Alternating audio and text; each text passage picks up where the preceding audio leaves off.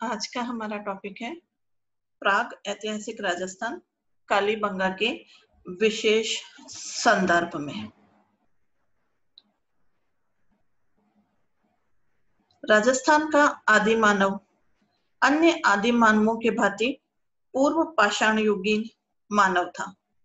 वैज्ञानिकों का मानना है कि इस पृथ्वी पर जीव जंतुओं का विकास धीरे धीरे हुआ और लगभग 80 करोड़ वर्ष पूर्व पृथ्वी पर जीवन के चिन्ह प्रकट होने लगे और उनके विकास में करोड़ों वर्ष लग गए थे। विद्वानों की मान्यता है कि मानव की उत्पत्ति बंदर जाति के प्राणी से विकसित होकर हुई है।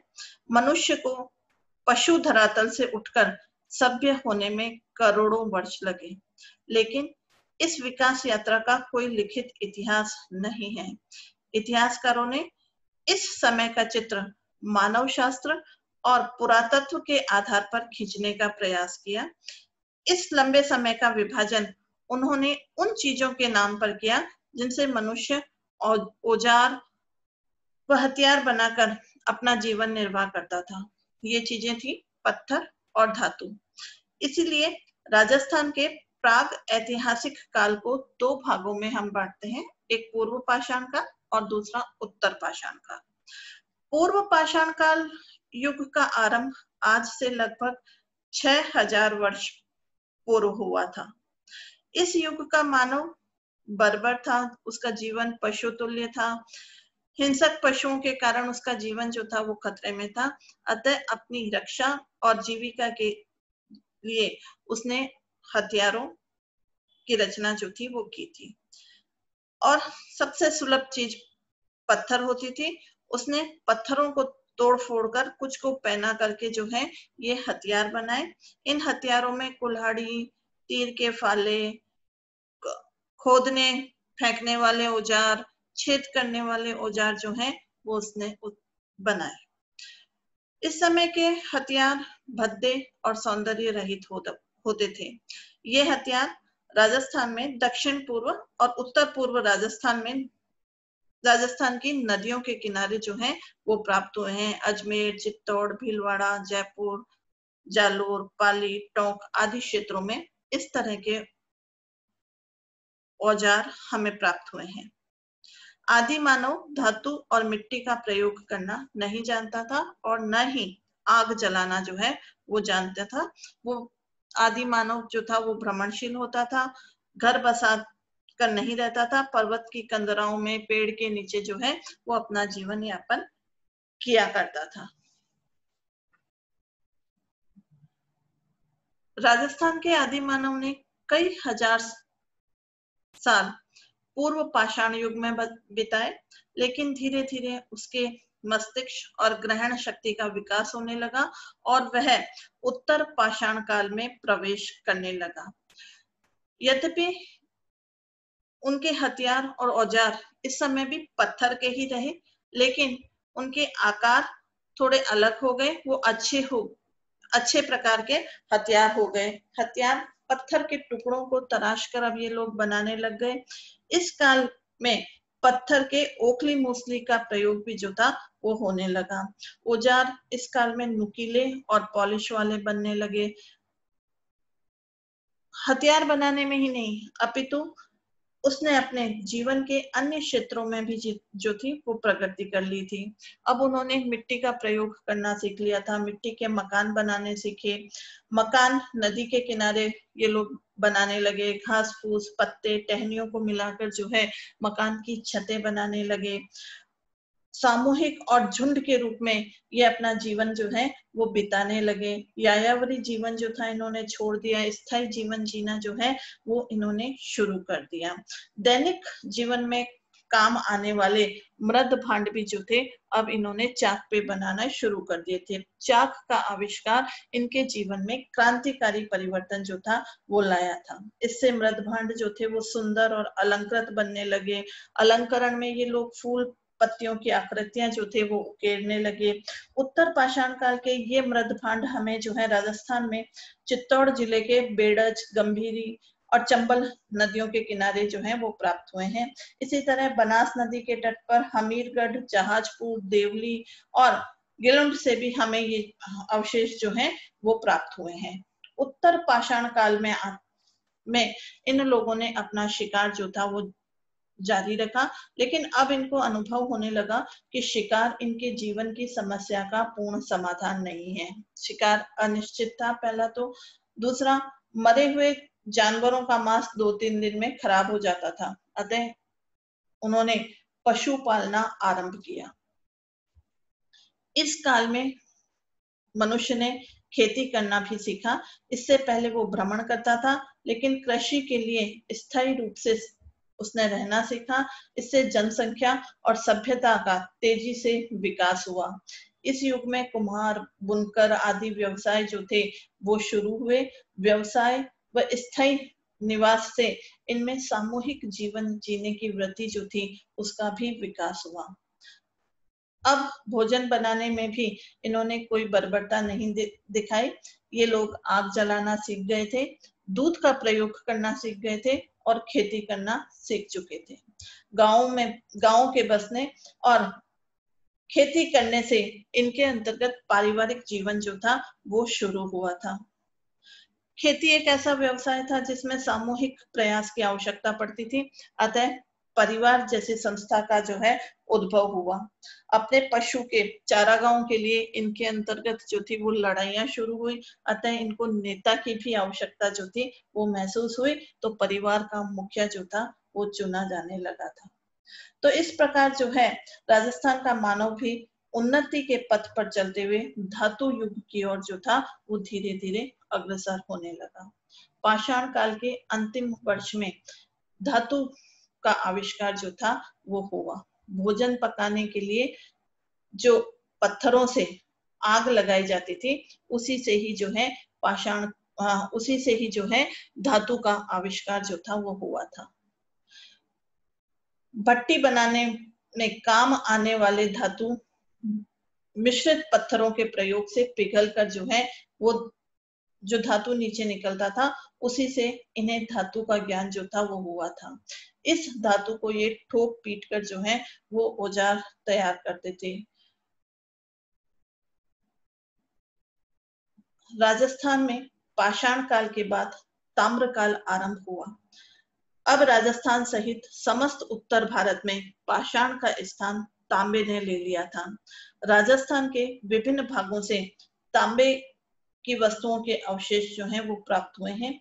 इन अवशेषों में राजस्थान की नव अंकुरित सभ्यता के अवशेष हमें जो हैं वो दिखाई देते हैं। संभवतः ऋग्वैदिक काल से सदियों पहले राजस्थान में वर्तमान रेगिस्तान क्षेत्र में समुद्र था और आहड़, दृष्टदती तथा सरस्वती नदी इसमें आकर गिरती थी। ऋग्वेद में भी सरस्वती और मरु नदियों का उल्लेख मिलता है। इन नदियों के कांठों पर मानव संस्कृति सक्रिय थी और यह संस्कृति कुछ अंशों में हड़प्पा और मोहनजोदड़ो सभ्यता के समकालीन थी, जिनमें कालीबंगा और आहड़ की सभ्यता महत्वपूर्ण है। आज हम कालीबंगा की सभ्यता के बारे में चर्चा करेंगे। कालीबंगा राजस्थान के गंगानगर जिले में गग्गर नदी के किनारे स्थित है। सर्वप्रथम इसकी खोज 1952 में अमलानंद घोष ने की थी। वह सिंधु सभ्यता के विस्तार और प्रभाव का अध्ययन करने के लिए विभिन्न स्थानों पर उत्खनन का कार्य कर रहे थे। तदुपरांत भारतीय पुरातत्व विभाग ने यहाँ अनेक चरणों में खुदाई का कार्य किया। यह उत्खनन कार्य बीबी लाल, बीके थापड़, एमडी खरे, केएम श्रीवास्तव और एसपी जैन के नेतृत्व में किया गया। इन विद्वानों ने गग्गर नदी के 2 टीलों को खुदाई के लिए चुना। इन टीलों की खुदाई में न केवल सैंधव सभ्यता के ही अपितु प्राग सैंधव संस्कृति के अवशेष भी प्राप्त हुए। पुरातात्विक प्रमाणों के आधार पर कालीबंगा की संस्कृति 2 युगों से जो है वो संबंध रखती है।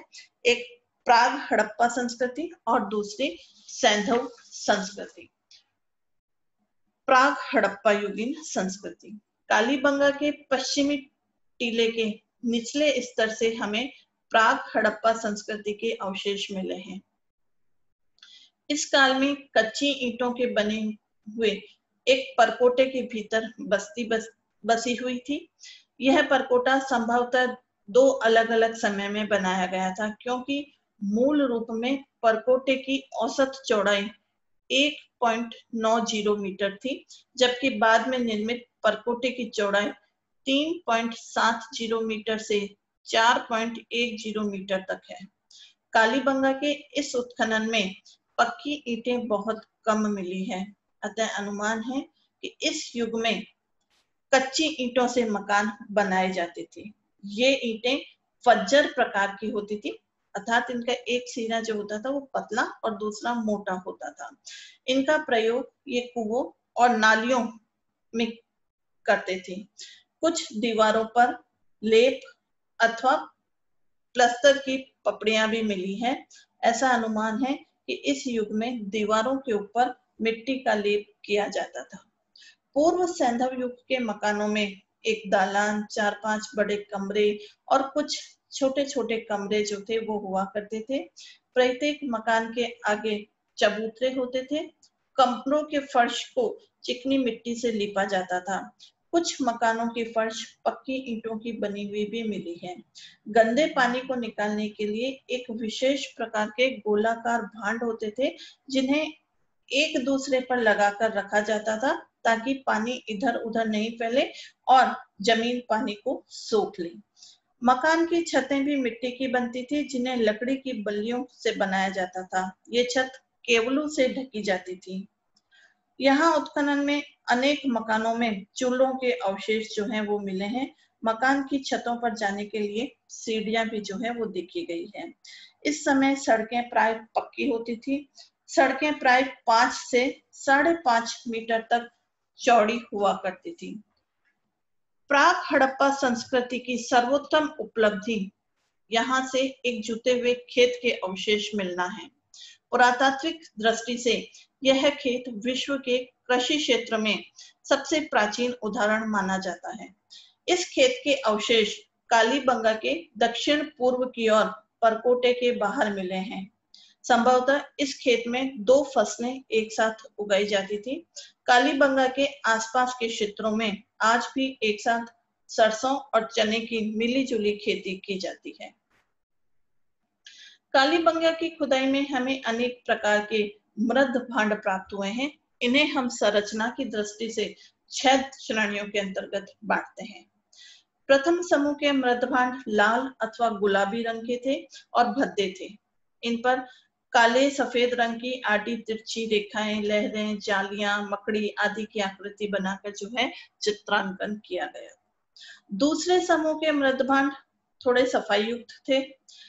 इनके ऊपरी भाग पर लाल रंग का लेप और काले रंग की आड़ी लकीरें बनी हुई हैं।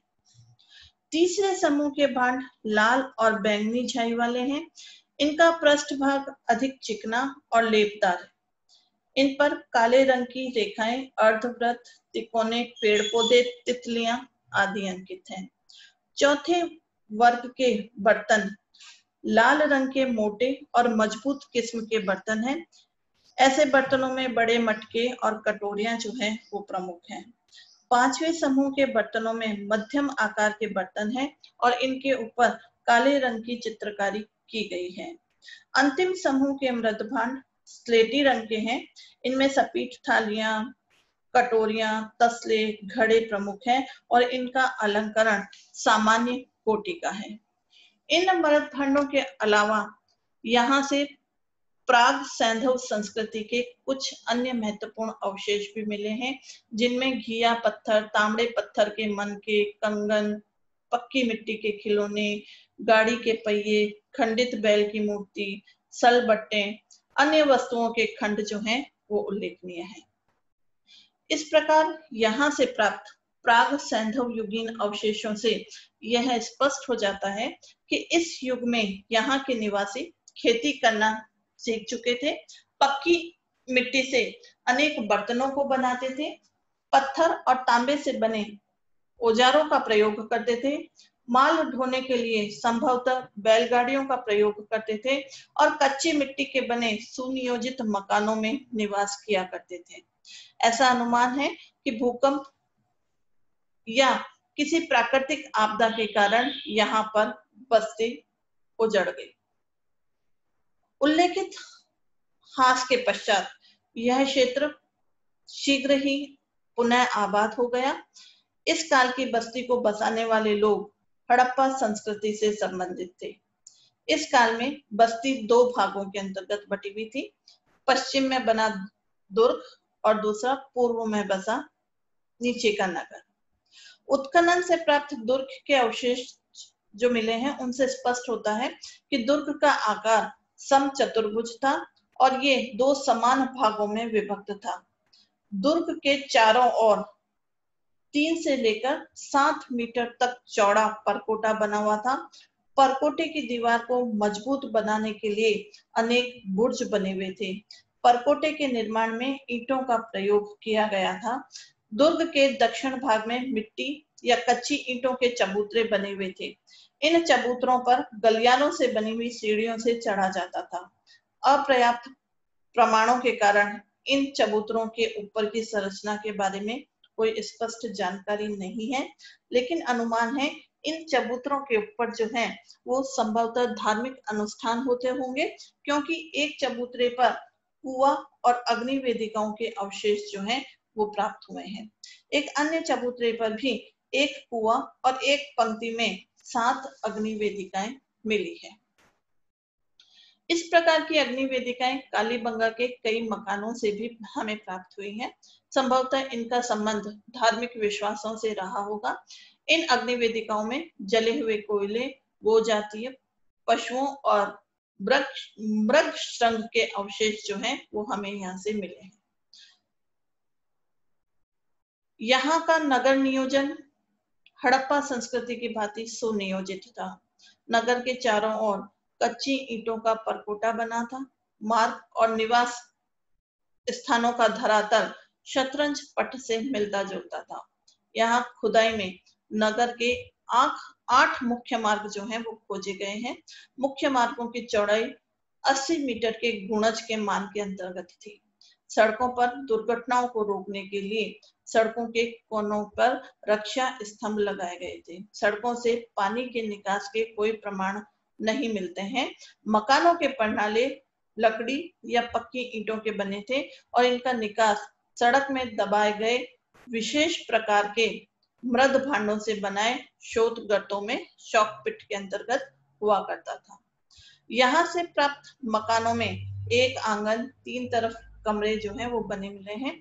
किसी किसी मकान के आंगन में कुआं बना हुआ भी प्राप्त हुआ है। मकान प्राय कच्ची ईंटों के बने थे।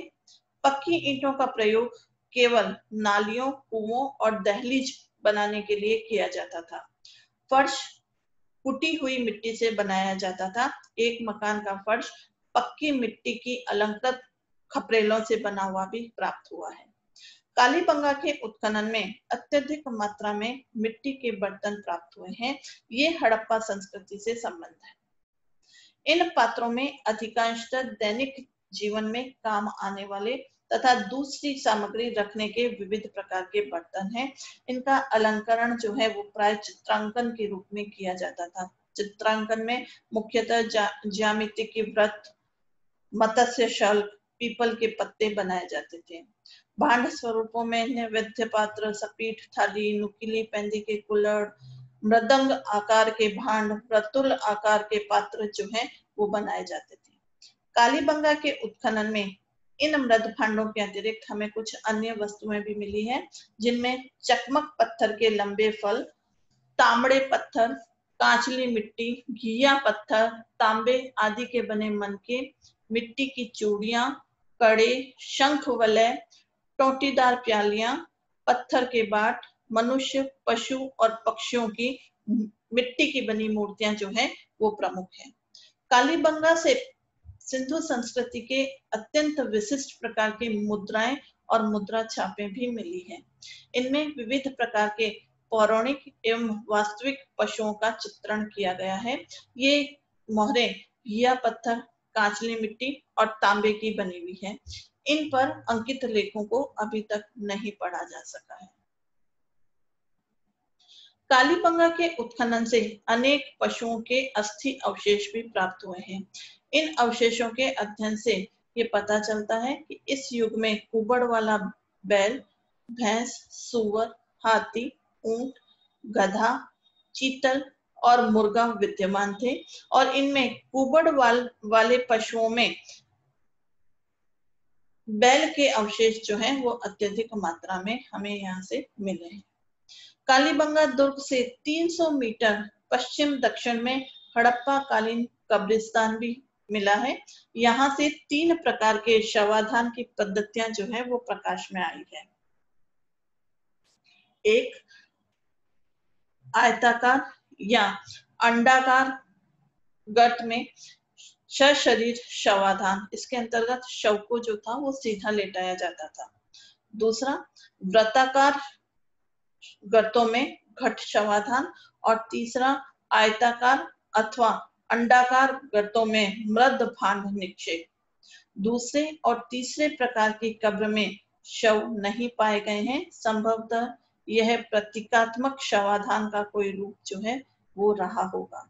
इस प्रकार की प्रथा हड़प्पा संस्कृति के अन्य स्थलों में नहीं मिलती है। कालीबंगा के उत्खनन से प्राप्त 2 कालों के अवशेषों को प्राक हड़प्पा और हड़प्पा संस्कृति के अंतर्गत विभाजित किया गया है। इस संस्कृति का हड़प्पा संस्कृति के उद्भव और विकास में योगदान के विषय में कुछ भी निश्चित रूप से नहीं कहा जा सकता है।